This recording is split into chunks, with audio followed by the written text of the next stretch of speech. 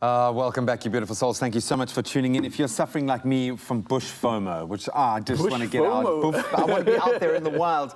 Kuhle has been living her best life this morning. I know, Graham, the nature boy inside me can't get excited enough for this one. I'm looking so forward to it. Obviously, we've got lions, we've got rhinos, and they're doing some incredible stuff in Krugersdorp. So let's catch up with Kuhle and see what's happening.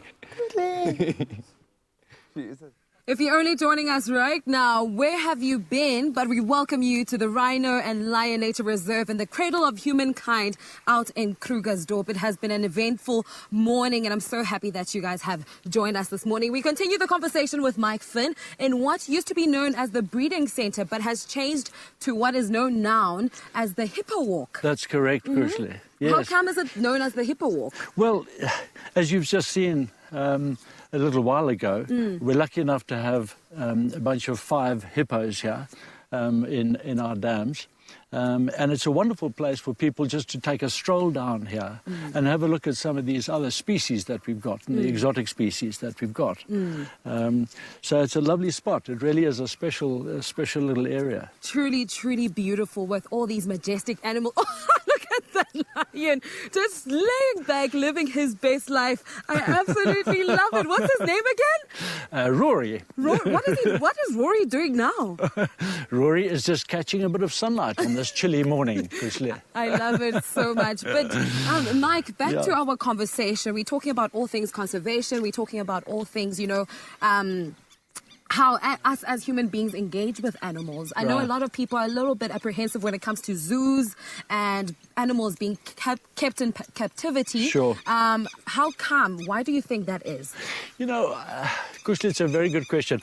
I think a lot of people still have that impression of a zoo being that sort of image of a bear with a chain around its neck behind some bars and that sort of thing. But that's such an old image, and captive animal facilities these days have to have a purpose. They have to have a role. You can't just have animals in captivity for exhibition. So we've got to all change, and we've got to modernize the way that we approach these things. So captive animal facilities need to, as I say, have a role in conservation and education, research, and even contributing to species management, looking after particular species as well and contributing to that. So, we've got thousands of school kids that come through here every year. And it's just such a wonderful opportunity. 700 million people go through zoos in the world. So this is an opportunity where we can actually educate people and engage with them, and they can get this emotional contact with animals rather than that old story of, no, you have to go and pet something or whatever it is. So it's really a great way of engaging with people.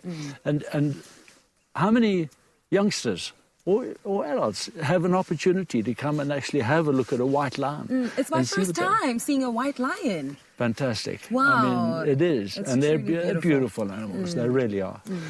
I mean, we also need to do away, with feeling entitled to animals as human beings, because at the end of the day, they do need to be allowed the freedom, that they deserve, because they are wild animals after all. So you've mentioned that these are white lions. Yeah. Why are they specifically white? Okay. It's not because we wash them. Okay. It's Kuhle, the white lion is like that because it has a recessive gene. Okay. And the difference is that recessive gene gives it this lighter color as such, okay, as opposed to the brown lion, or some people call it a tawny lion. So it's not like an albino or anything like that. It is actually a recessive gene. First found in the wild, obviously, and then they've been bred in captivity as well. But they're just gorgeous. They really are. Originally, where are they from?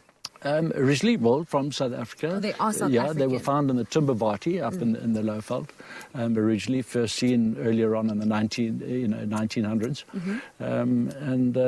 So they are still some in the wild, but really yeah, lovely animals. We're very privileged to have them. Truly, truly lovely animals. But there's one more animal that I want to lay my eyes on, and I'm not sure if he's around, Mike. The Siberian tiger. He's just being very shy this morning. We've got 2 Siberian tigers in here with their cubs. Okay, again, we're really privileged to have cubs with us.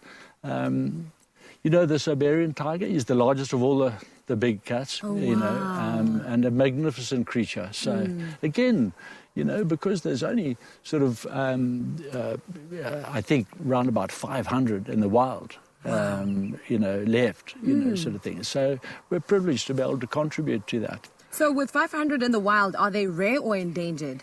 They're rare, and it is an endangered species, obviously, because they're threatened, you know. Their existence is threatened. You know, the more we encroach on their habitat and the more interference, let's say, we have, these species withdraw, and their areas get smaller and smaller. And that's what we've got to be careful about, and we have to protect them. Truly, we have to protect our nature. It's all about conservation. It's all about sustainability and sustainable development at large.